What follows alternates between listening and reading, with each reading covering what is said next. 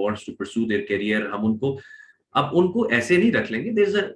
There's a hiring process, there's a written test linked to a lot of positions, और उसके बाद multiple तरह level पे screening होती है, उसके बाद उनको रखा जाता है. क्योंकि nobody, as I said, can afford to take that risk कि वो एक रिसोर्स को हम रखें, क्योंकि उसको रखने के बाद if the resource cannot perform, तो you have to let them go. This is very very I would say, लोग कहते हैं कि ये compassionate होना नहीं है, लेकिन I think this is how it works, because people are paid for performance. ये वो वाला सिलसिला नहीं कि हमारी पक्की नौकरी लग गई है तो बस बात खत्म होगी, अब जो मर्जी करें. सो इसलिए मेरा ख्याल है कि ये सिस्टम जो नया हमारे पास आया और जिस तरह चीजें एक्सपैंड हो रही हैं या जिस तरह का कंपटीशन चल रहा है, इसने इस नेपोटिज्म और फेवरेटिज्म को डिस्करेज किया.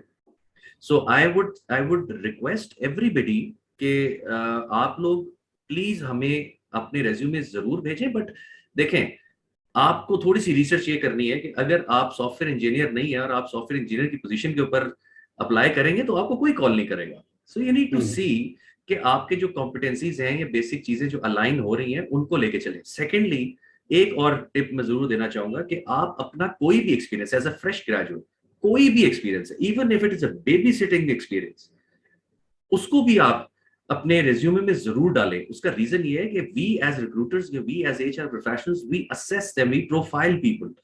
सो अगर मुझे कोई एक रिज्यूमे आता है एक फ्रेशर का, जिसका मुझे नजर आ रहा है कि उसने 2 साल बेबी सिटिंग की है, and the person got paid for that, so that shows that that person is a responsible person and trustworthy person, जो कि किसी के बच्चों को बेबी सिट करता रहा है, तो ऑब्वियसली वो ट्रस्टवर्दी है, तो किसी ने उसको ये जॉब ऑफर किया. सो पॉइंट इज कि every little detail can help you get a job. So आप ये मत समझे कि मेरा क्योंकि इस चीज में एक्सपीरियंस नहीं है, you are a fresh graduate.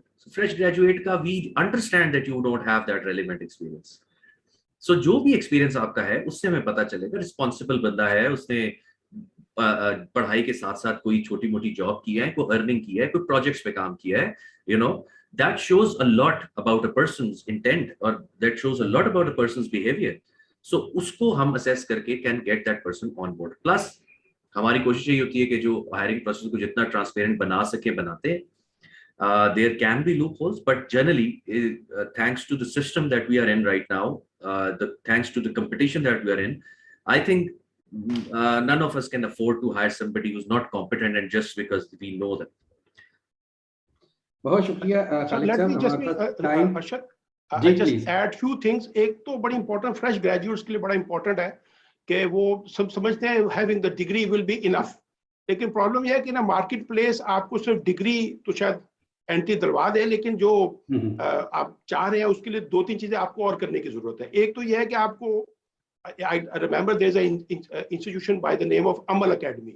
अच्छा, अमल अकेडमी का बड़ा अच्छा एक यूनिक कॉन्सेप्ट है. उन्होंने क्या किया है, they have taken these fresh graduates from these universities, जिसको हम W based यूनिवर्सिटी कहते हैं, जिसको हम सेकंड टियर यूनिवर्सिटीज कहते हैं, उनको उन्होंने उसको केवल 5 से 6 महीने उनको पॉलिश किया है. अच्छा, पॉलिश वो क्या करते हैं, their communication skills, the way they they some of their professional etiquettes वो improve कराते हैं.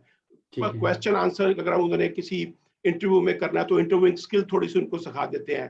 तो ये जो अब ये जरूरी नहीं है आप किसी एकेडमी को ज्वाइन करें. Now you have the opportunity because of the explosion of information and the access that you have with this 4G and whatever, and high speed networks.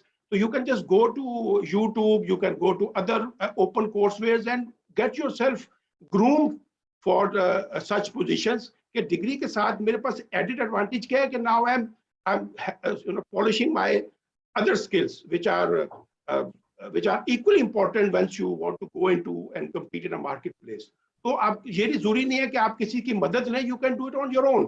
तो इसमें आप इतना मसला नहीं रहा कि आपके बारे में ये पता ना हो कि जी how do I respond under pressure in an interview, how do I look once in a sitting in a interview, मेरी अटायर क्या होना चाहिए, मेरा डिमीनर क्या होना चाहिए. इसी तरह अगर आपकी थोड़ी सी इंग्लिश साइड थोड़ी कमजोर है तो you can always work on it कि आपकी स्पोकन इंग्लिश थोड़ी सी बेहतर हो जाए, आर्टिकुलेशन आपकी बेहतर हो जाए. तो देयर आर नाउ हमारे वक्तों में when we were doing in 94 90s तो वहाँ पे शायद इसकी अपॉर्चुनिटीज नहीं होती थी, किताबें होती थी, वो पढ़ लेते थे, now everything is demonstrated. आप उसको फॉलो करके YouTube पे, इसी तरह Vimeo पे और इस तरह के बड़े available है resources where you can have your these skills polished and then groomed, and then you can in a better position to compete for such jobs.